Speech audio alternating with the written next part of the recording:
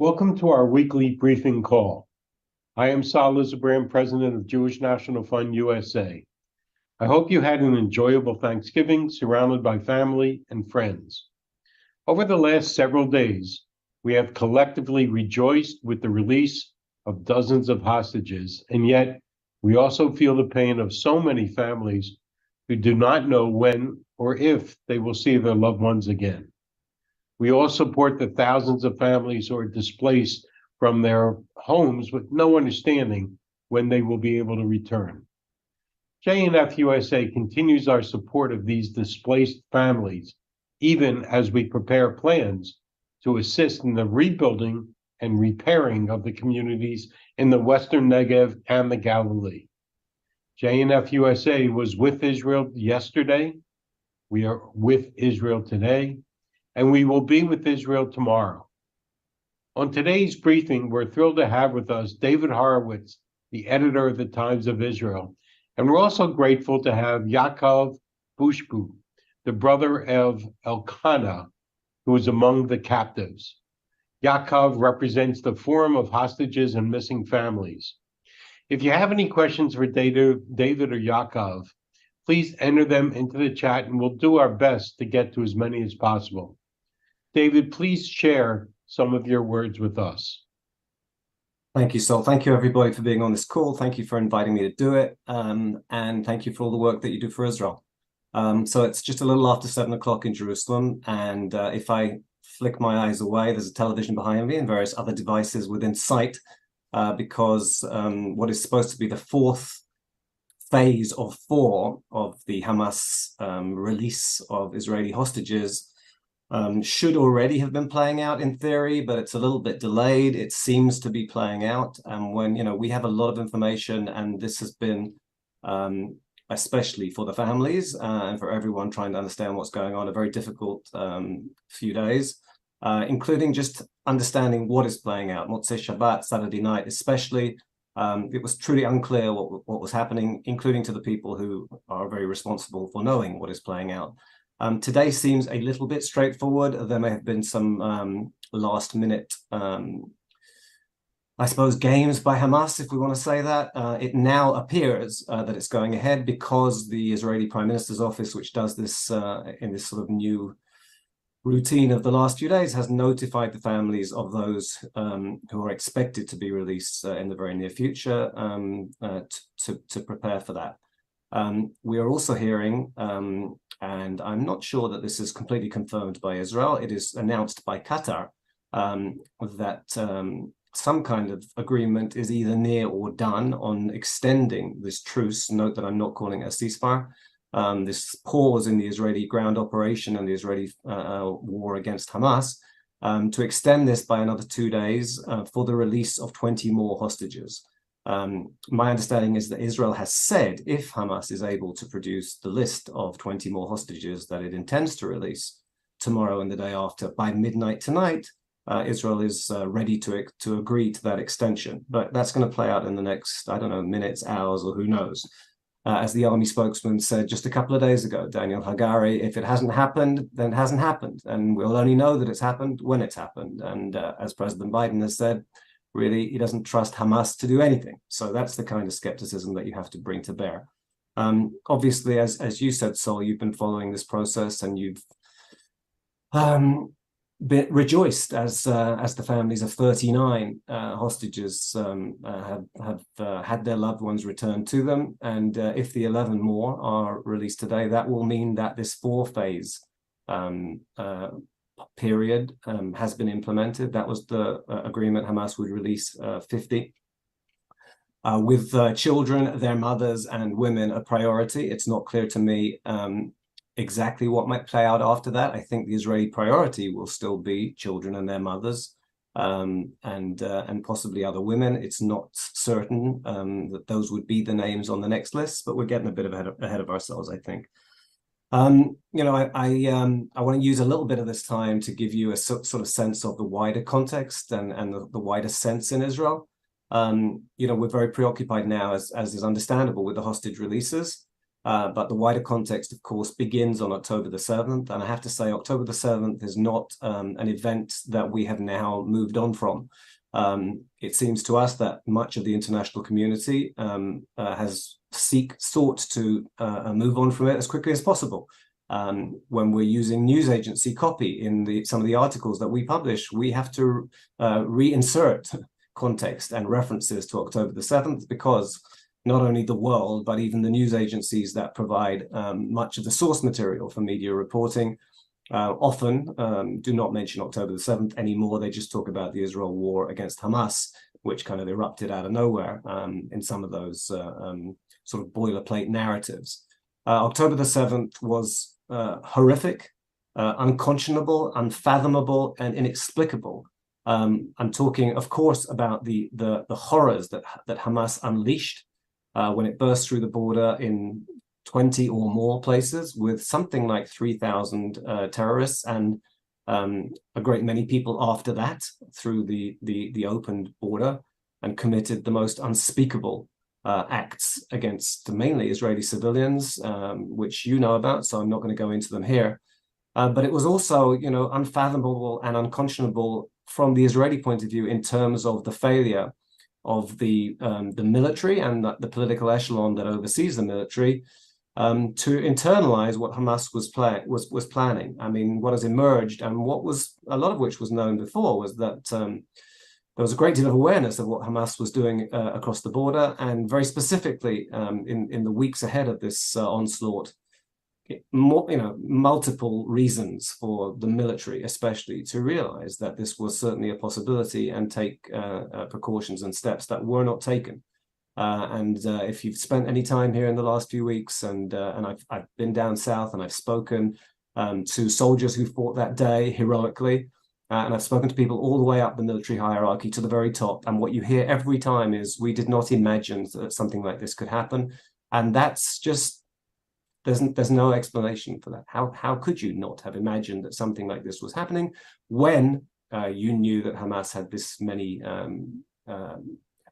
gunmen under arms, when you knew how they were organized, when you knew how they had been drilling, when your surveillance officers at the border were reporting what was going on, and so on. So we're not past that, and we're not past the fact that 1,200 people were slaughtered.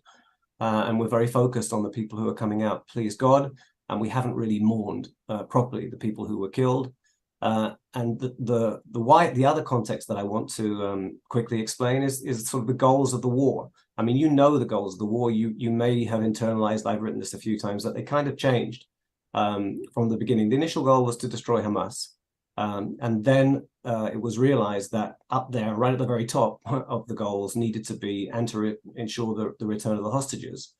And in fact, as the weeks have gone by, a realization has kind of sunk in at the top of government that there's no, there isn't at the moment, shall we say, a time clock on the destroy Hamas element, but that for some of the hostages, there is very little time. And for all of their families, this is a nightmare, and that should be an absolute priority. And even it has been made explicit by some at the very helm of leadership in Israel, the actual advanced priority. As Benny Gantz said just a few days ago, a minister in the war cabinet, he actually said something about taking decades. It could take decades to destroy Hamas. Some of these hostages do not have decades, or words to that effect. I mean, it's more dramatic than that. I don't think Israel feels it has decades to be present in Gaza. There's a great deal less than decades for some of these hostages. But the centrality and urgency of the hostage releases has become elevated. I want you to understand also, because you're viewing this in the context of an international community that is not interested anymore in what happened to Israel on October the 7th on the whole, and is very interested in what's happening in Gaza. The goals of this war, or the necessity for the war, is multifold. First of all, it's to ensure that Hamas can't do it again, because Hamas has told anyone who wants to listen that they will do it again if they can. They will burst through the border. They will slaughter Israelis inside sovereign Israel. Remember, we left Gaza in 2005. We have no claims on Gaza. And therefore, Israel has to make sure that Hamas cannot do it again, one. Two, it also has to deter other enemies. Most especially Iran, but very close to us on the northern border, we have Hezbollah, which is, I don't even want to quantify how many times more powerful than Hamas, but much more powerful than Hamas. And were Hezbollah to use all its rocket fire against Israel, I have to tell you, I don't think I'm breaking any secrets here. I do not believe that Israel could intercept all of its rockets fired who knows where and with some accuracy in Israel, and therefore there would be great harm to Israel. Israel would cause devastating harm to Lebanon. And now that I've really, really worried you with that, I would just add that it seems, and you should not take my word for this, it seems that there is something of a difference. I wouldn't overstate this, and we don't know it for sure. Hamas is utterly cynical about Gazans. It has no compunction about putting Gazans in harm's way, quite the reverse. The more Gazans get killed, the worse Israel looks in the short-sighted and superficial international view. It wants Gaza civilians to be harmed. It also uses them to protect its troops from being harmed, its gunmen, its terrorists from being harmed. Hezbollah, it would seem to many Israeli experts, has some concern for the well-being of Lebanon, has some interest in having Beirut not turned into Gaza City, as Defense Minister Gallant has threatened would happen. So just bear that in mind as well. But like I said, defang Hamas, deter other enemies. And the third contextual point about why Israel needs to pursue this bombardment of Hamas, this attack on Hamas, to the point where Hamas is dismantled, is that Israelis have to feel that they can safely go back to their homes. You mentioned there in the introduction, thousands, probably more than 130,000 Israelis from north and south who've been told to evacuate, and many tens of thousands of Israelis more who have evacuated from north and south. Now, there's incredible resilience from among the people who's in the south, whose kibbutzim and communities were devastated. Some of them are talking about a return. And if you've been to some of those kibbutzim, that's an astonishing thing for people to be saying. But nobody's going to return unless they can feel confident, until the army can tell them, and they have faith in the army to tell them that it is safe to go back to their homes. So that's, some of the wider contextual stuff. Maybe two last things that I'll say, and then ask me anything you like by all means. First of all, the impact on the diaspora.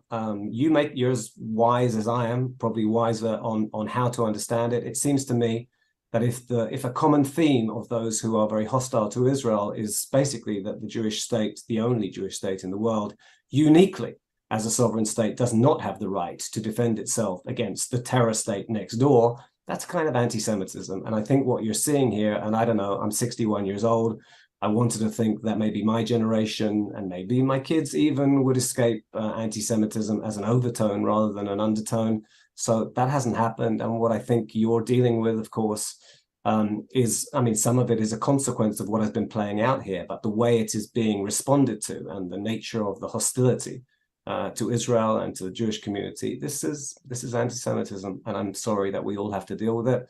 And we have to ensure, I thought, one of the speeches that you'll recall from the rally in DC, and you'll know who made the speech, talking about, listing all the persecution that the Jewish people have endured through the millennia, and then saying that's the reason why you need a strong Israel, because the Jewish people are not going to be safe without a strong Israel. I think that's a very important point.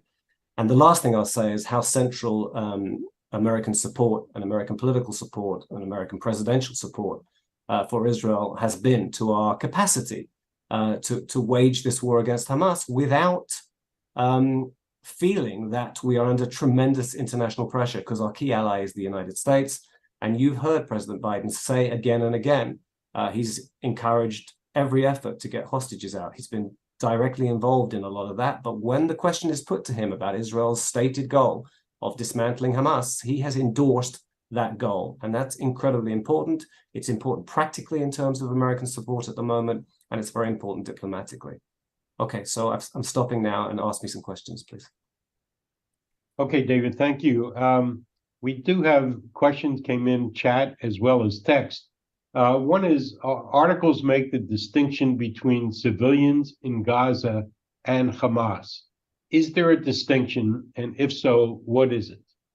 Yeah, it's a very good question. I can't give you a definitive answer. I can give you, some tools to try and understand. If you listen to some Israeli ex-generals, I'm thinking of a general named Giora Island, for example, who I've known for many years, not terribly well, but I know him. He's not an extremist at all. And he basically says there is no distinction, and that this is basically a terror state. and everyone is unified with its political and military leadership, i.e. Hamas. And there are other people who take a very different stance. So I cannot judge for you. You can look out for how many public expressions of concern or opposition to Hamas you have heard coming out of Gaza.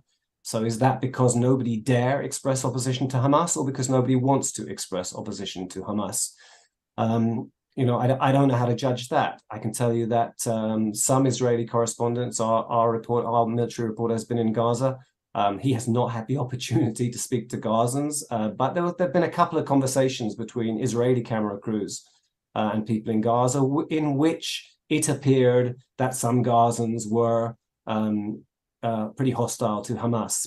And there was a really interesting moment on an Al Jazeera report when a patient in Shifa Hospital during a live recording there began criticizing Hamas for fighting from the hospital, and the camera crew swiftly got him out of shot.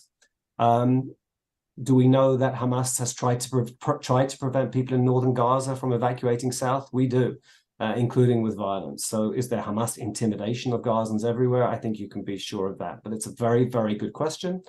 Did lots of Gazans vote for Hamas in municipal elections? Yes. Does that mean they still want to be ruled by Hamas? I don't know. Is Hamas pretty popular in the West Bank? I would say yes. These are all building blocks to try to get some sense, but I can't give you a more definitive answer. Great. Well, we really appreciate your time and everything that you author. It's very interesting to read, and please make sure to hopefully make yourself available to come back and visit us again.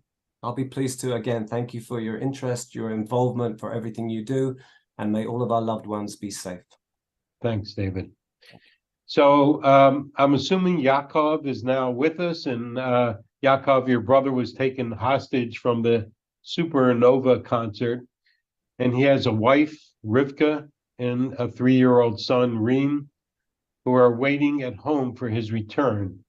I want you to know Elkana is our brother too, and all of us anxiously await his release. Please tell us more about your brother and the work of the Forum of Hostages and Missing Families. Yaakov? Yes, okay. Thank you very much. Nice to meet all of you guys. This is just to see only the participating here, the amount of more 200, Jewish people worldwide, especially from United States. This is amazing. This is show what is the Jewish world is, and this united. This is what's gonna bring us back, my brother and all the rest of the hostage. So first of all, thank you for your time. Thank you for your support. Thank you for everything, each one of you, and I guess you doing your best with your closed circles and maybe far also. Thank you very much. So my brother has said, Elkana is 34 years old. He's a husband, he's a father, and he was, I will say that like that. Elkana had, let's say, kind of two kinds of lives. First, there is the family guy of him, which is amazing, seriously amazing. He will do everything for his son, everything for his wife. He doesn't care about himself, and this is the family guy of him. Also, Elkana likes to party, like all of us. He likes to enjoy. He likes to go with friends to clean his head from the day-to-day life, And he was in the party. He was celebrating with more than something around 10 friends, most of them killed by Hamas terrorists. 3 of them somehow get back home safe, not exactly safe after 6-8 hours of, I don't know, they hide and then they go no ways, but somehow they find themselves at home. and there is Elkana that still now is kidnapped by Hamas. Since this day, we don't know nothing about Elkana. We don't know, except the video that Hamas send in their, I don't know, some channel in Telegram, whatever. We saw Elkana over there. We saw him shirtless. His face looked like they get some serious hit, and he was his hands was handcuffed, and it was terrifying. It was terrifying to see his eyes look it on the camera when the terrorists say to him, say your name. It's terrible. I saw that video one time. I can't see it anymore. I don't want to see it anymore. All what I want is to see Elkana home, safe, as soon as possible. Elkana is really ambassador of freedom and love. He's really, really love person. He have a lot of friends from all over, including Arabs friends, by the way. Not that matter because they also killed Arabs.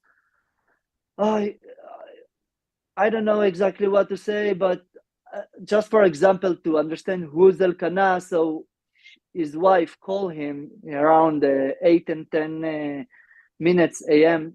in that Saturday, and she told him, come home, there is missiles. And he said, no, I will come home. I just need to help people over here to evacuate.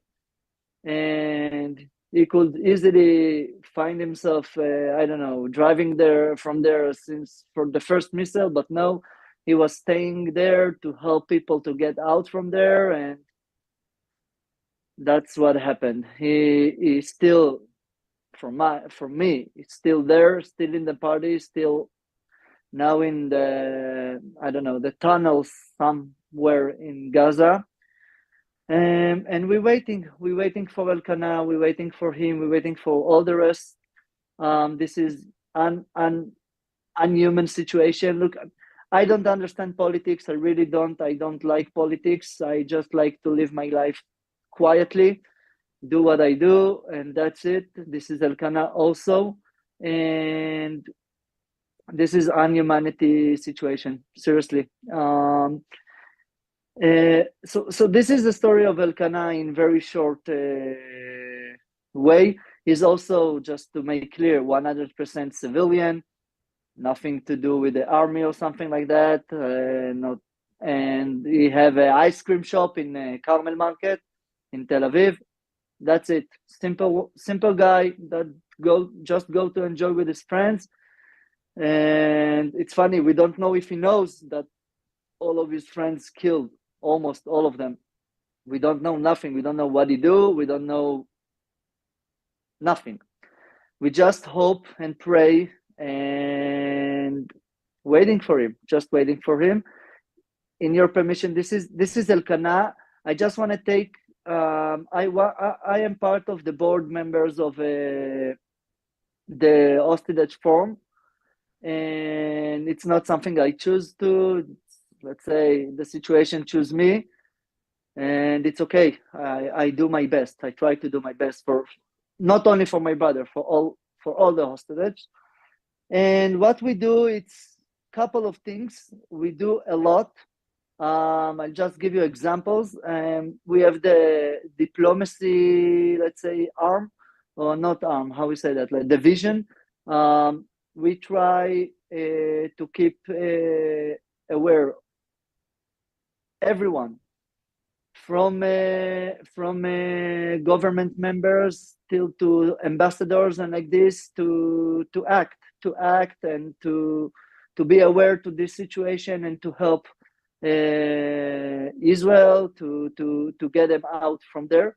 We also have the press, Israeli press, outside of Israel press. We do all what we can to keep the story alive.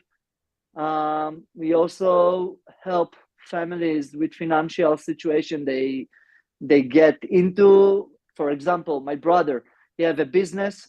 He doesn't have his wife and his son doesn't have income. Obviously, it doesn't working, but the expenses keep growing, and so. For example, this is the Elkana example, but this is the story of many families. So also financially, we try to help the families. We also trying to act in the law ways, meaning to do claims in the international court of human rights and all these things. And we try to do also some activities for the family to help them. There is some religious families, so we have rabbis that coming and pray, and they pray together, and they get some bless from them. And this is one activity. Another activity is administrations, and to say there is the Kikar Hatufim, which is a place that many families go there, and they get big hug from the rest of the Israeli civilians that coming and supporting. And we have delegation from worldwide, from all over the world, seriously, especially from United States. Of course, the connection between Israel and United States, not only in the government level, also just the simple people of us together, kind of like this Zoom meeting. This is so important. This is so important. This is so, for me, it's making me so happy to see the supporting, the love, the united of us together, with the basically understand that if not us to us, no one's can help us. We'd say that Imena Nili Mili, we have to be together always, no matter where. And this is simple. That's it. Simple it is. We have to be together. Because no one's asking you where you're coming from or what is your political side, opinion, whatever. No, you're Jewish? Okay, we're gonna hunt you just because you're Jewish. Well, look, you know that we all pray for Elkana as well as all the hostages. You mentioned that, there's a few hundred people on this Zoom. You should also know that the Zooms are replayed at night on YouTube, and there's over 2,000 people that watch it. So there's a lot of exposure. And thank you for what you do for the forum. And we're proud that Jewish National Fund USA has donated 1 million shekels to the forum. So we're trying to do our part, and our plan is to share an ice cream with you and your brother very soon. Amen. Amen. Amen. Amen. Thank you very much, sir. Thank you very much. Very much. Amen. All right. Thank you, Yaakov, and hopefully we'll see you soon in much better times. Amen. Amen. Bezrat Hashem. God bless all of you. Thank you very much. Thank you. So, fellow Zionists, as you know, our global conference for Israel begins this Thursday, and more than 2,500 Israel supporters from around the world are joining us in Denver, Colorado. This will be our last weekly briefing until we return from the conference next week. However, if you're not able to join us in Denver, our opening plenary is Thursday evening at 8 p.m. Mountain Time, and the closing plenary, Sunday morning at 11:15 a.m. Mountain Time, will be live streamed on all social media platforms. Please join us virtually if you're unable to attend in person. How do you join? Well, if you log onto Facebook or YouTube at the time of the event, you'll see a window to click on to view the live feed from the global conference. Remember, our opening plenary is Thursday evening, 8 p.m. Mountain Time, and the closing plenary Sunday morning at 11:15 a.m. Mountain Time. And following the consumerism of Black Friday, and now we have Cyber Monday, we are asking you to shop for the best deals. I want to remind you that everyone is tomorrow Giving Tuesday. So tomorrow is an opportunity to give back and support your favorite charity. And I have a specific organization in mind, but you can support any charity on Giving Tuesday. I'm happy to announce we have a match of $1.25 million made by several JNF-USA leaders, and every gift made this week will be matched dollar for dollar. So if you've not made a gift to support our Israel Resilience Campaign, or you've already given and you can give a little extra, please do so.